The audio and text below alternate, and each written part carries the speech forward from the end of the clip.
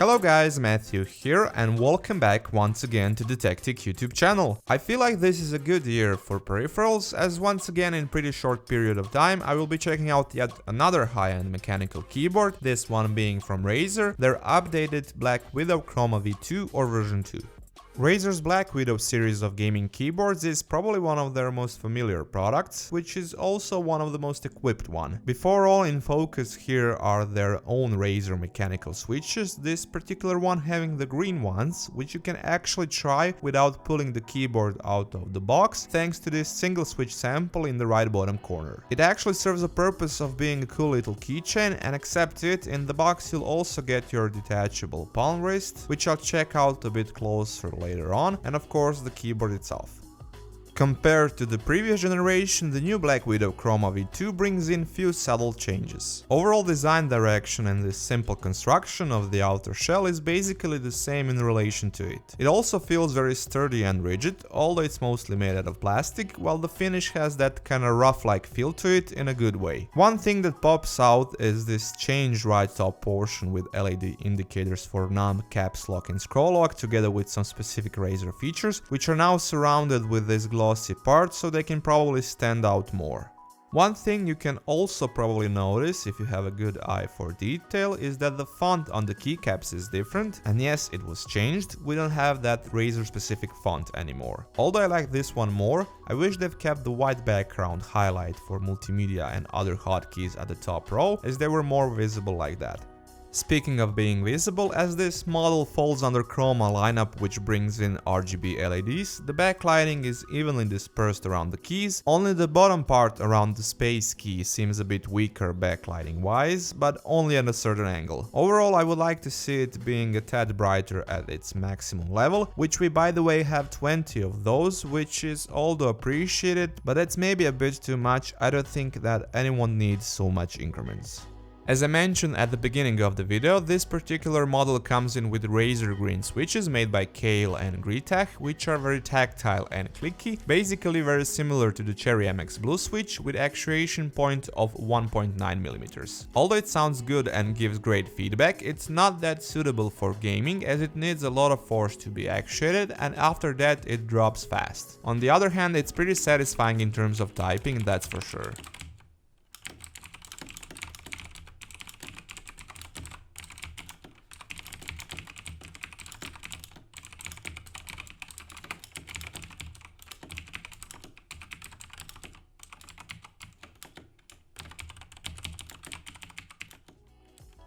One extra thing that version 2 brings over the version 1 of BlackWidow Chroma keyboard is the expanded offer of key switches to choose from, where this new series has 3, third being the yellow switch, as you can see on this cool little switch tester which I got, while the previous only had green and orange. Both the orange and yellow switch are very similar sound and feel wise, while the difference between them lies in the very low 1.2mm of actuation point for the yellow switch.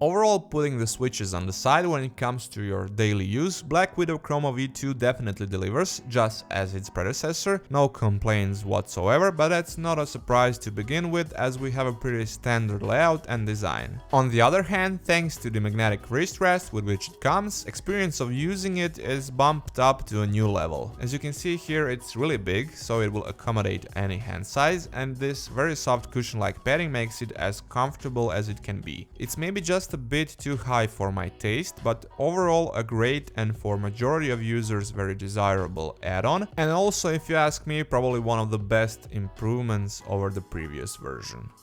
Beside the rubber padding on the bottom, keyboard's ergonomics is completed with the optional one-step angle adjustment feat. Seeing that profile shot of the keyboard, you've probably noticed that on the right side we have a combo audio in and out 3.5mm jack and one USB port, which always comes in handy and which is one of the reasons why you have two USB connectors, one for the keyboard and one for the data pass-through, an audio plug coming from the end of this thick, very long and nicely braided cable.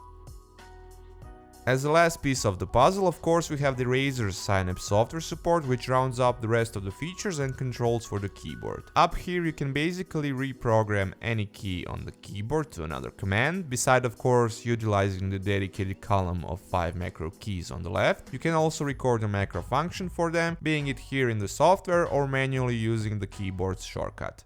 You can also determine what keys to disable when in gaming mode, while the main star of the show is of course RGB lighting and its control options. There's basically nothing you can't do, from your standard color change, regular static breathing wave effects, or something called fire, which imitates, you've guessed it, burning fire, and it looks pretty cool as you can see it here. Lastly, with Chroma Configurator you can do any kind of color combination across each and every key individually, while on top of that you can also overlay a certain effect if you wish to. All of that also incorporates into the Chroma apps feature, which lets you synchronize your Chroma devices together and within a certain game, so you can get an appropriate lighting environment.